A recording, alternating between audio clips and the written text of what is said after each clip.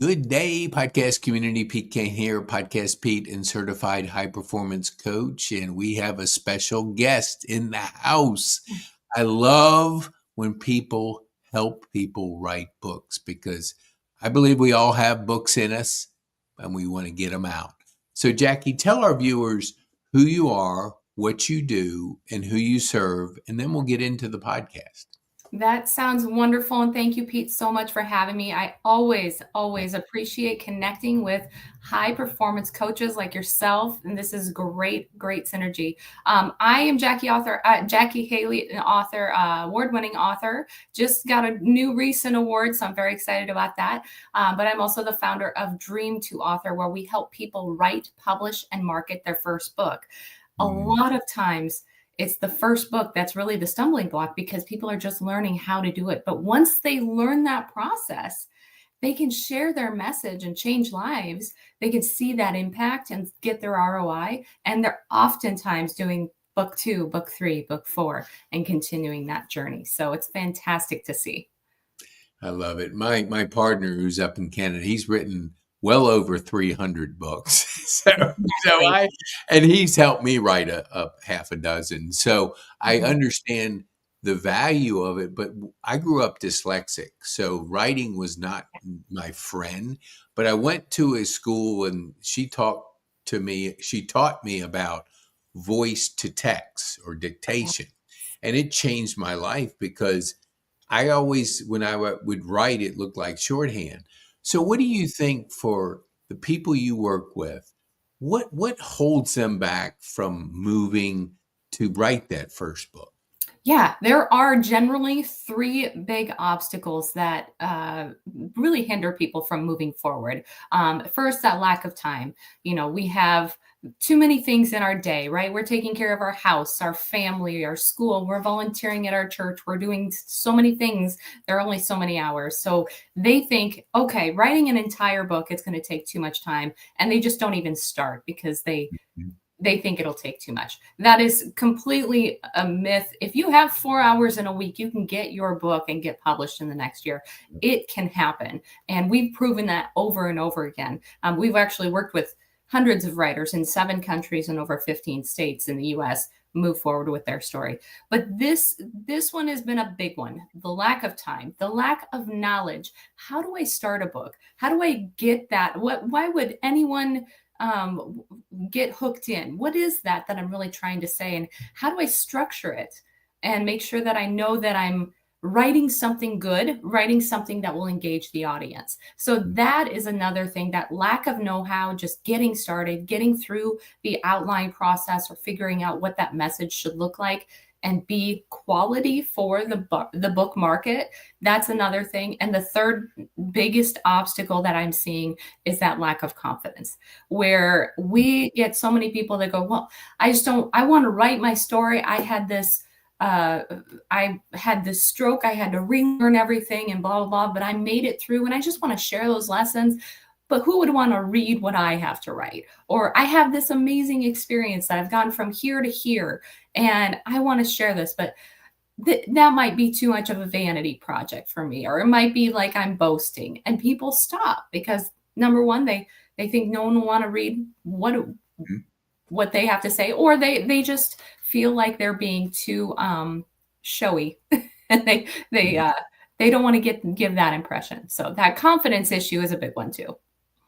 Yeah, I've done probably 500 podcasts, and I'm in the Rotary Club, which we Yeah. probably serve better than any club around in our projects. And early on, I'd ask people, I said, would you like to be a guest on my podcast? And I'd hear, no, it's not my thing. And when I started digging, what I found, people that serve, they don't want the light on them. Yeah. They want to just serve. They're Yeah. not, and they think that if you're on a podcast, you're wanting to be an influencer like the Kardashians or Mhm. the influencer out there. But what I discovered is if we don't shine out, people can't shine in. So our story, like we said before we came on, can inspire people. And we're just not thinking about if we are a best kept secret and our story is up here and not out in the world, how can anybody benefit from your Amen. journey? So Amen. what was the first book like when you said, okay, I want to be an author? Can you take us back to that moment? You're gonna laugh, Pete. I've got a wonderful story on my my first book journey. So we were it was right around the housing market crisis, and so we were family planning, but we knew, boy, we with this crisis going on, we need to get our house on the market. It's going to take forever to sell. Hmm. So we were. Uh, Ironically, it sold in no time, and all of a sudden, we are building our new house. Uh, Family planning. I had a 2-month old and a 16-month old, and we're living in my in law's lovely basement for 6 months. And they are the best people in the world. But that gives you an idea, if I can paint a picture of how crazy that was at that time. So I needed a stress reliever, and I was either going to drink too much wine or start writing. So I had to do one or the other. So I just got to work. I wanted to do something just to escape the madness and all the fun things, but it was a lot. And I started writing about a character.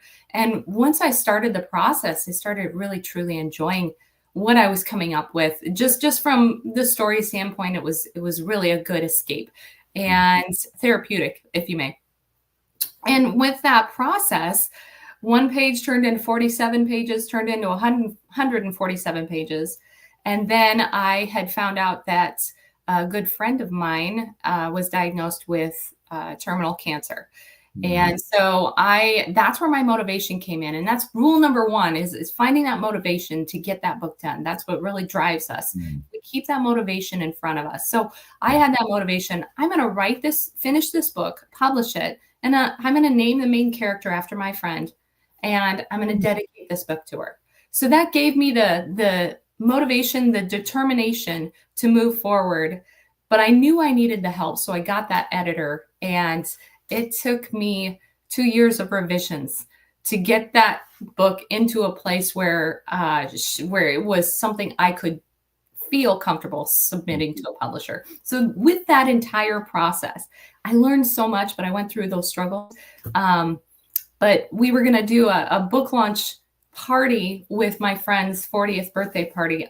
Unfortunately, she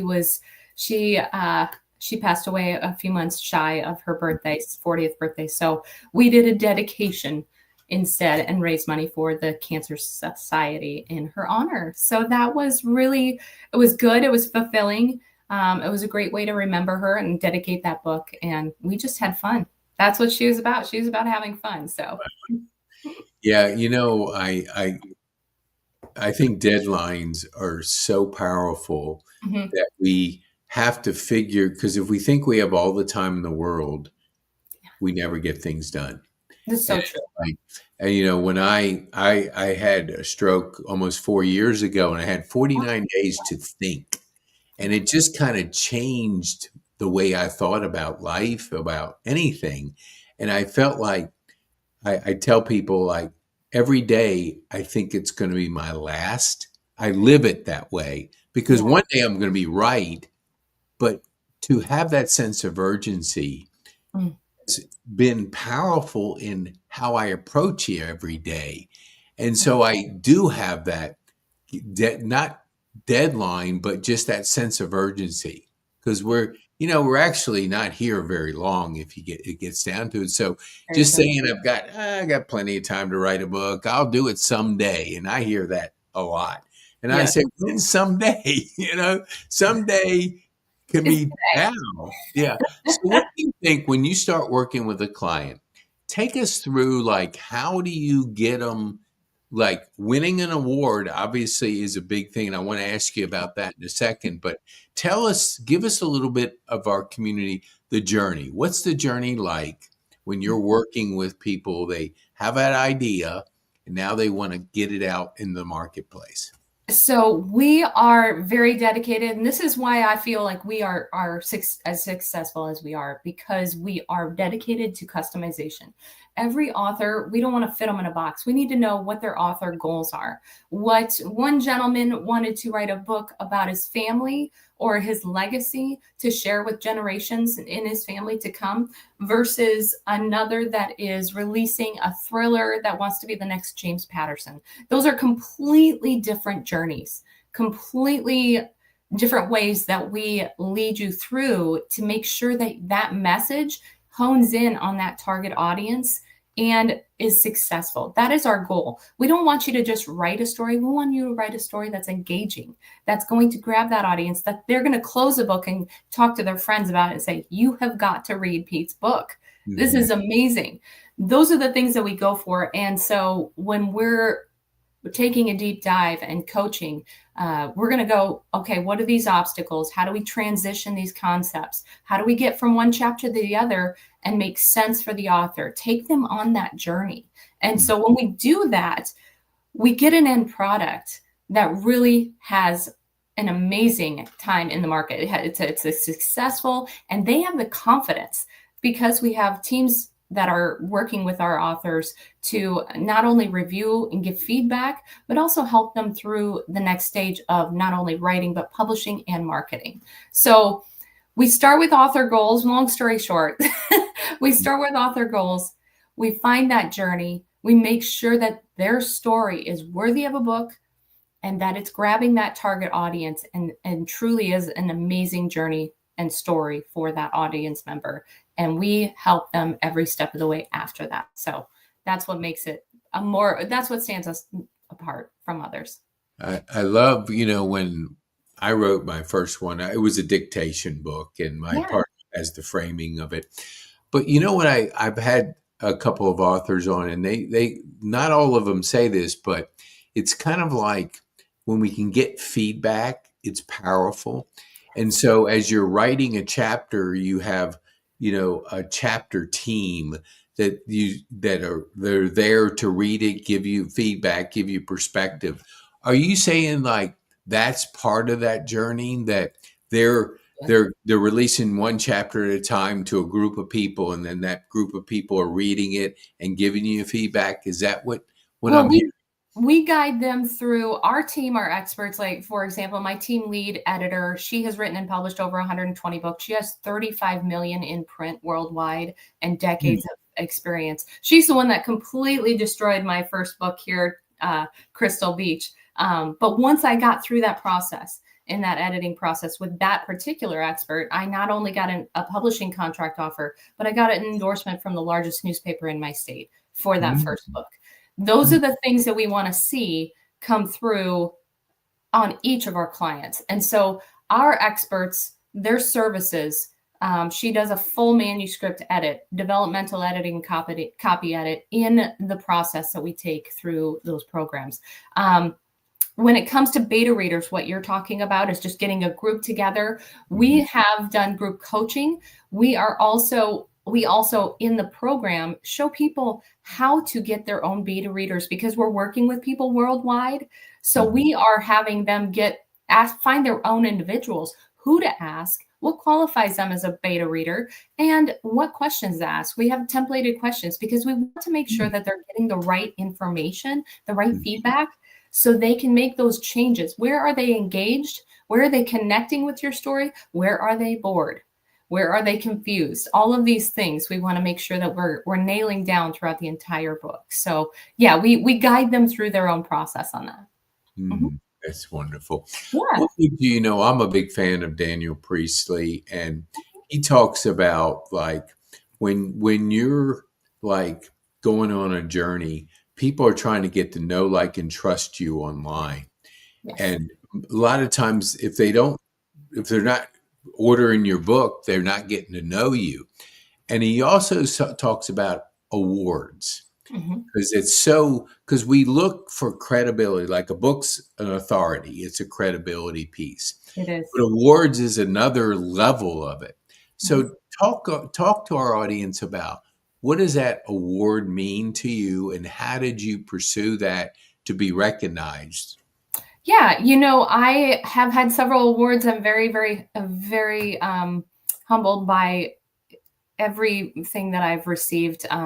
My publisher had submitted me to a few book contests that he thought the book would, my third book in particular, would be a fitting thing. My third book is called Brenda's Wish. It's about a woman that passed from ovarian cancer, but left a gift for her family that they received 2 years after she passed. It's an actual narrative nonfiction, so it's a true story based on true events.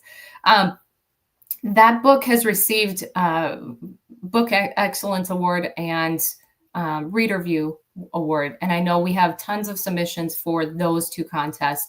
The one I just received for that today, not today, it was last week, was 2025 Best Book Award for Christian / inspirational book. So that was humbling. That contest receives thousands of entries for that entire contest. So there are quite a few in there.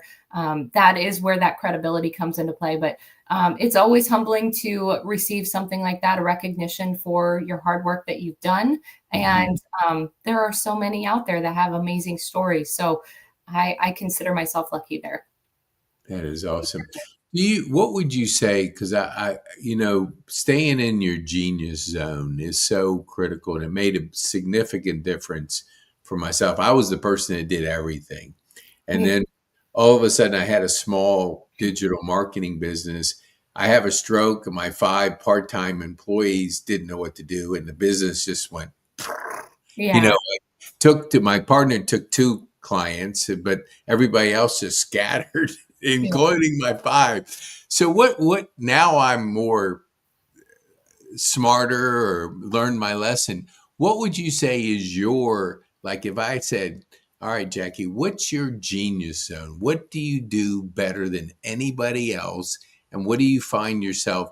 Do you struggle with staying in it? Do distractions come into play? But how do you kind of move in that direction of your genius zone? Are you meaning for the client Yeah, themselves for or for yourself. Like if I said, Jackie, what makes you different? What makes you unique? What do you do better than anybody else? What do you find yourself gravitating to? Well, the world today is very automated, right? And where we shine, in my mind, where we shine is where we are spending time one-on-one with our clients. So Mm, we are getting a deep dive into their work, what it looks like, what it needs to improve. So honesty, authenticity, those are things that I value very highly. mhm, I am not one that wants to just have an automation, put my clients on a conveyor belt, run them through something. We are going to dive into what that is. So I think that we do that very well. And I don't know that a lot of companies that help us, that do what we do it to the level that we do it. I think that we spend an exorbitant amount of time with our clients, as we should. And mhm, as a result, we have actually not had any bad reviews on any of our programs. So that's where I feel like we shine. I feel like we are better than most. I know there are amazing companies out there, though. So it really has to be working well for whatever the client needs are. And if mm, the client does not fit into a program or we can't help them, we're going to tell them. We're going to mm, say, hey, you know what? Let me refer you over to blah, blah, blah. For example, children's books. We really don't focus on children's books. So I have resources to help them get the job done in mhm, their way, but use an expert that has that genius zone over there. My genius zone would be fiction and nonfiction books. I have 2 fiction and 2 nonfiction books out now. mm. So those are where we shine, and we have the experience, decades of experience to show for it. So that's where I feel we stand out. Awesome. That is so good. Yeah, I have a gentleman, it's in my church, and he's I mean, when he first visited, I don't know, 6, 9 months ago, he just had a vibrant personality, curious, engaging. I mean, and so I was amazed when I had him on the podcast finally, because I kept asking him, and he said, hey, I'm busy, and he does like video for In Touch Ministry, and he writes books, children's books. But he sent me a video, and it was just how he writes a book and how he uses technology to write. It was fascinating.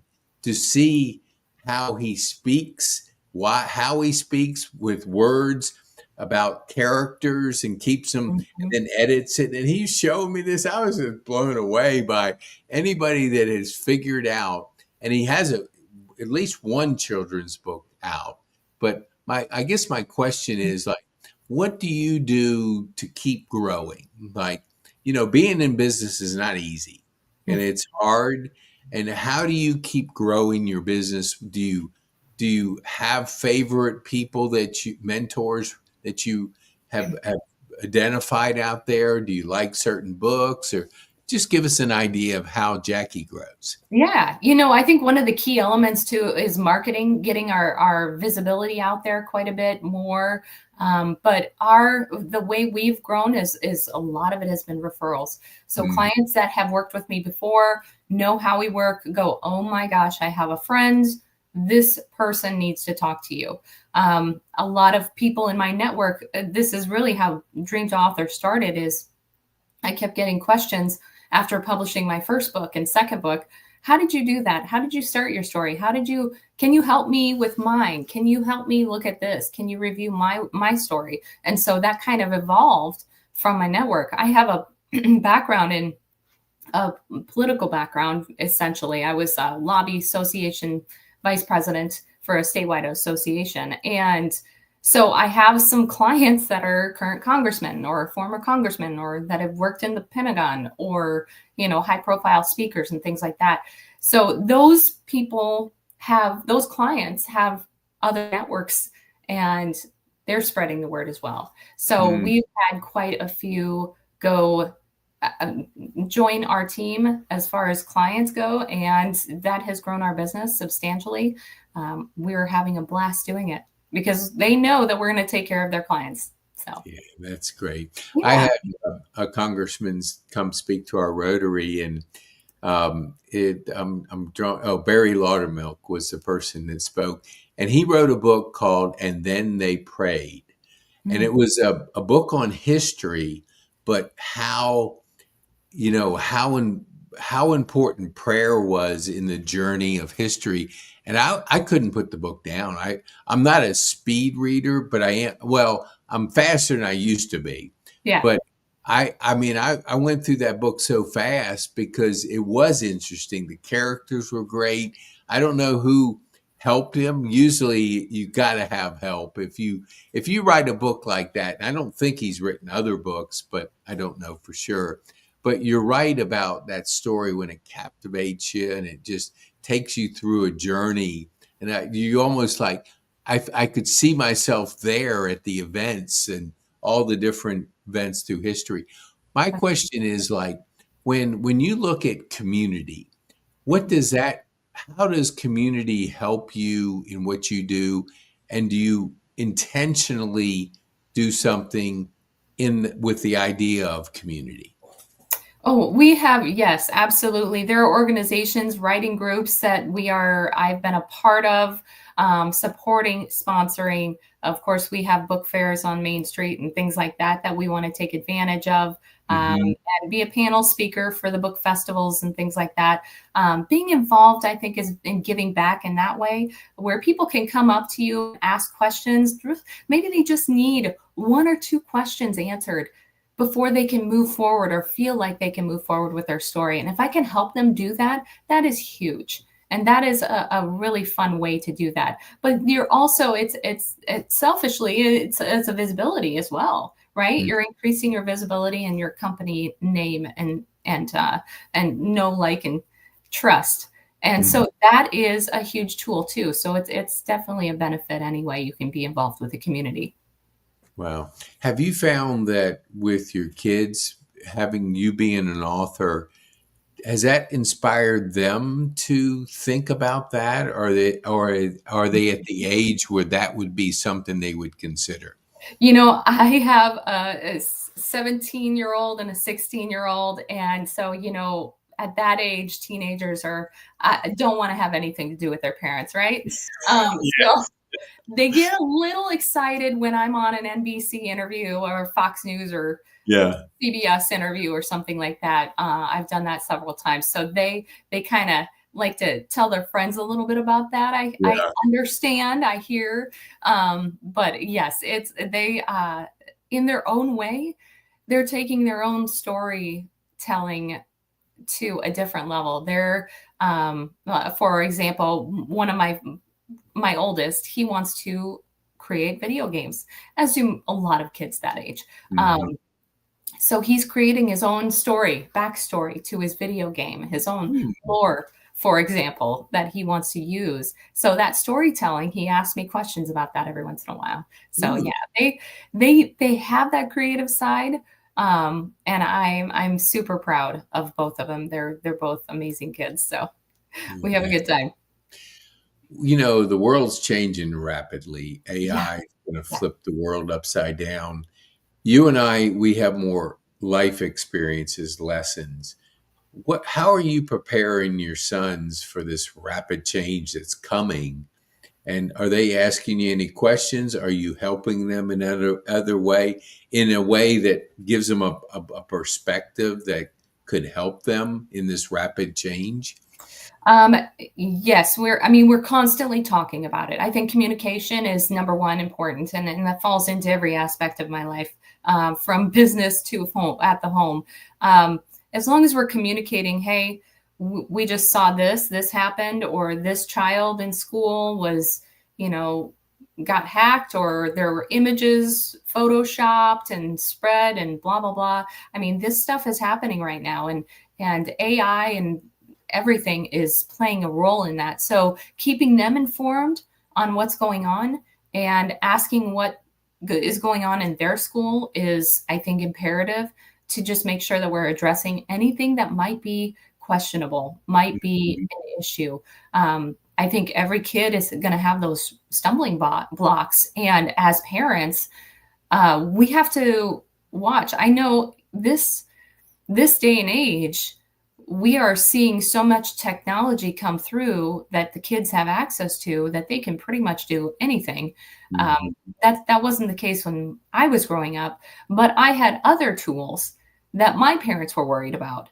And I know that there is there's no book because we're constantly experiencing something new every generation. So I think communicating about it, talking about consequences, and talking about good ways to use new tools. If they want to be on social media, how are we going to monitor that and make sure that they're not getting themselves in trouble or connecting and giving personal information to a complete stranger that will end up, coming to this house and, robbing us? Who knows? It's very scary, honestly, these days. But I think every parent goes through that stage. Yeah, I would have to agree with you. I mentor up at the local high school, and so I have them from freshman to senior, and I'm into the sophomore year. But when I first, like, this was when they were freshmen, and it's a John Maxwell program, but it's called Habitudes, and the habit at that time was relationships. And I had been talking to my banker, and she had a teenage son, and she made a comment like, asked him like, how many people do you know in your class? And her son said like, he knows nobody by their first name. And so I'm Oh, thinking of that. I go into the class, and I'm kind of like, we're teaching relationship and just building relationships, communication. And so I said, how many people do you know by first name in the class that you've been? And it was like one, maybe two. So I just had them turn to each other and introduce themselves and ask them a question like, what do you like to do when you're not at school? Whatever. But the teacher said like they were in COVID at sixth and seventh, and they didn't develop like there's still a social component to if you're always texting. I know when I was growing up, we had rotary phones and you had to yes, call and get a date, and it was like you'd exactly. hang up before he would the person would answer because you were scared of Right. that engagement, but it taught you, to be a little bolder or whatever. But Yeah. now you can text, you can go on social, and it's more comfortable. Do you see your sons with that transition of communicating, have they learned from you? Do they ask you questions? Are they more geared towards connection, or has texting affected the way they connect? I think it's affected everybody that communicates on a social level, and our kids are no different. We have them text. They don't want to talk on the phone anymore. We're all about texting or just emoji land. I mean, we gotta have emojis in every message. But yeah, they they do communicate still on conversation, normal things. So I think it's just a matter of just the different tools that we're using Yeah. and the different way that we're speaking. But the message is still getting across. They're still enjoying visiting with others. And that was my main goal, is making sure that they're not afraid to Mhm. move forward and communicate in some way. But we used to knock on doors of our neighbor's house, say, hey, can Sally come out and play or whatever when we were, younger. Yeah. And these guys don't that you don't do that. It's that's just unheard of. They just they wouldn't know what to do. So now it's they're gonna text or they're gonna be on Discord or some Mhm. platform and they're gonna communicate while they're playing a video game, or they're gonna communicate, or they're gonna, they'll go to a football game together. But a lot of times you're seeing a lot of kids on phones. So Mm. it's just very different. It's very different. And we have to go with it, but try and keep them safe at the same time. It's constant battle, which is why we all, have those moments of, oh my goodness.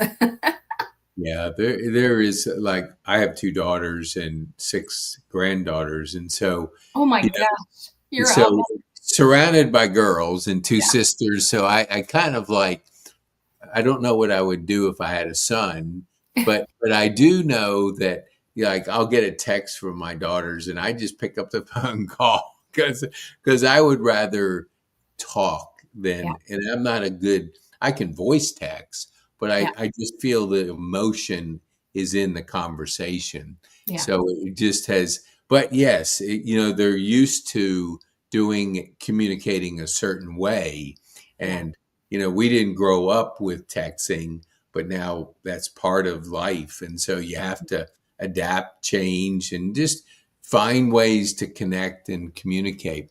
What would you say, like, as as a parent, what has been the biggest challenge in raising your boys? oh my goodness, biggest challenge.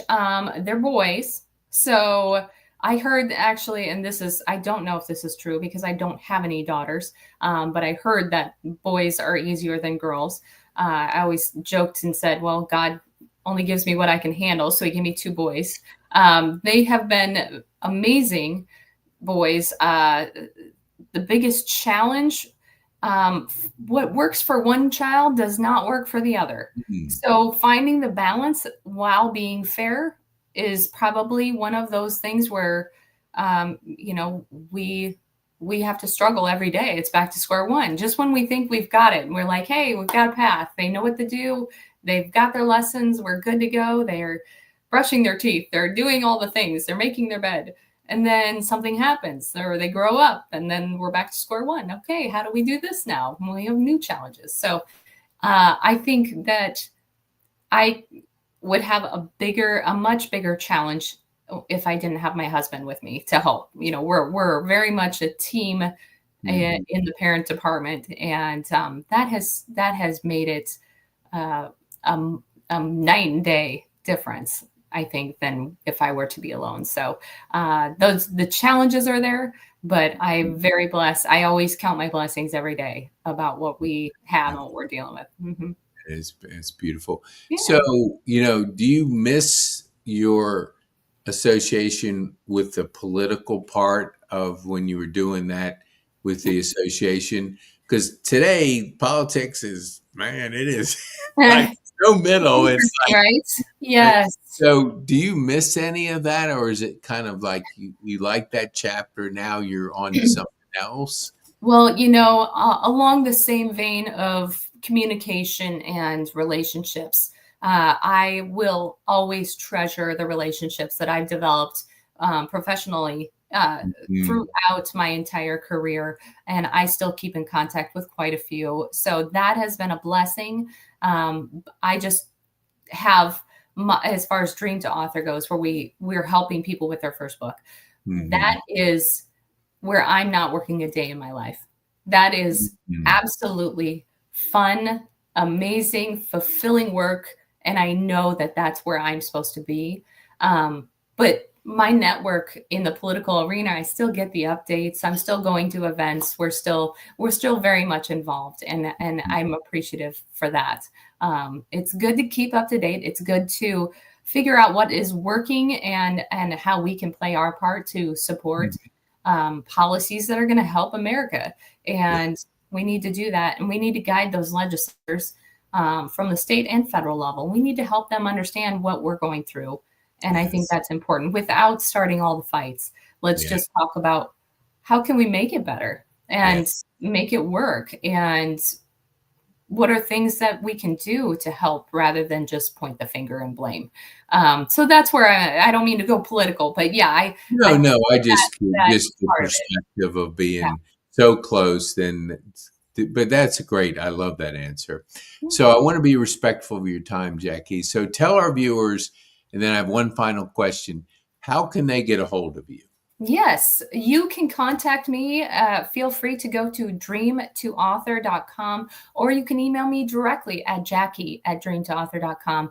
If you have an idea, if you've had this story in your mind, but you just don't know how to move forward, let's just have a conversation because I can answer those burning questions, help you move forward. Maybe that's all you need. But if you need a little bit more, we can talk about that too. But we are here to help you. And if you have Mhm. a story that's worthy of a book, I encourage you to share it. Let's make this world better, sharing great messages, inspiring stories, helpful stories, entertaining stories. Let's make this world an amazing story itself. That's Well, my little fun thing. I love it. I love it. Thank you so much, Jackie. Thank So you so one much for final having question. me.